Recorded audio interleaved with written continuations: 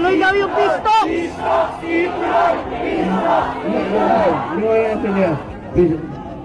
Bakit ituloy ang pistok yan ang gusto ninyo? Iba yung sinasabi mo kanina! Eh siyempre, inambos ninyo ako, anong gusto mo? Oh, paano kayo magpistok nung napatay ako? Sira ulo mo. Ituloy-tuloy tapos patayin ninyo ako. Sinong kausap ninyo? Sinong kausap ng pisto? Yung kaluluwa ako? Maghintay kayo. Hindi lang ano yan, automatic. Bakit? Papayag agad ang militar. Hindi militar ang bossing mo! Hoy, hindi ako may-ari ng gobyerno.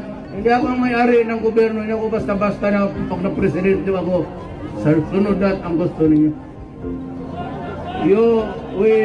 Kailangan ka nga ng tahimik.